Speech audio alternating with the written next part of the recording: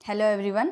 तो आज हम लोग बात करने वाले हैं कि इंटरमिटिंग फास्टिंग क्या होती है और उसको फॉलो क्या, क्योंकि इस टाइम पे इंटरमिटिंग फास्टिंग बहुत क्रेज़ में चल रही है। बहुत सारे लोगों ने सुना होगा कि वेट लॉस करने के लिए इंटरमिटिंग फास्टिंग एक रामबाण की तरह यूज होता है।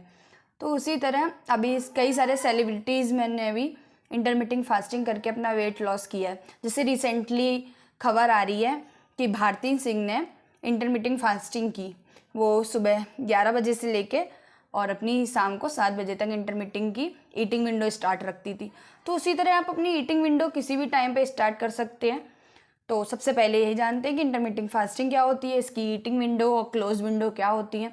तो ईटिंग विंडो वो विंडोज़ होती हैं जिसमें हम खाना खा सकते हैं, और क्लोज विंडो वो होती हैं जिसमें हम कोई भी चीज़ नहीं खा सकते हैं। मीन्स कि 0 कैलोरी वाली ड्रिंक्स ले सकते हैं, जैसे टी ले सकते हैं, ब्लैक टी या ब्लैक कॉफ़ी ले सकते हैं। पानी तो बहुत ही ज़्यादा पीना रहता है, पानी ले सकते हैं, और नींबू पानी ले सकते हैं, और कोकोनट वाटर ले सकते हैं। ये सारी चीज़ें हम अपनी क्लोज विंडो जब होती है तब ले सकते हैं।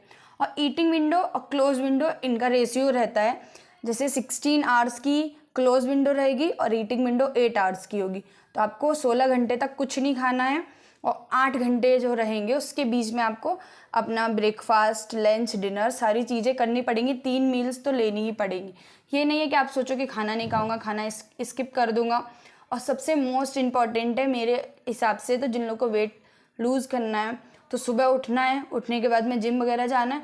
तो सुबह से लेके आप शाम तक रखिए। जैसे आपने 9 बजे से लेके 5 बजे तक का रख लिया, या 10 बजे से लेके आपने 6 बजे तक का रख लिया। ये बहुत ही ज़्यादा इम्पॉर्टेंट है कि आप अपना ब्रेकफास्ट या लंच या डिनर इसको स्किप मत करिए। हाँ, आपको हो सकता है कि कभी कम भूख लग रही है तो सिर्फ आप सैलेड खा लीजिए, या तो कुछ आपने नट्स या कुछ जैसे सलाद बना के खा ली। यही चीज़ें हैं, इन सब चीज़ों को मिक्स करके घर की जिनके अंदर प्रोटीन है, या तो जिनके अंदर जो आपको घर की चीज़ें हैं इंपॉर्टेंट है, वही चीज़ें लेके आप खा सकते हैं। तो इंटरमिटिंग फास्टिंग बहुत आसान है करना। जिन लोग, लेकिन सबसे ज़्यादा मुश्किल ये रहता है कि सबसे थर्ड बात हम लोग जानते हैं कि इंटरमिटिंग फास्टिंग जिनको अपना वेट लूज़ करना है वो लोग कर सकते हैं। ये नहीं कि जिनको अपना वेट गेन करना है तो वो लोग सोचें कि हाँ, इंटरमिटिंग फास्टिंग से क्या रहता है कि पेट वगैरह भी सही रहता है, तो इस सब चीज़ें के लिए सोचें। तो ये सब नहीं, इनके लिए नहीं है। और जो जिनकी बहुत ज़्यादा तबीयत ख़राब रहती है, वीकनेस रहती है, और जो 60 ईयर्स के ऊपर वाले लोग हैं, उनको भी इंटरमिटिंग फास्टिंग फॉलो नहीं करनी चाहिए। तो अभी इस समय बहुत ज़्यादा क्रेज़ है इंटरमिटिंग फास्टिंग का। तो मैंने भी बहुत ज़्यादा जाना इंटरमिटिंग फास्टिंग के बारे में कि क्या होती है, कैसे हम इसको फॉलो कर सकते हैं इंटरमिटिंग फास्टिंग को। उसके बाद में मैंने फॉलो किया और रिज़ल्ट भी आया।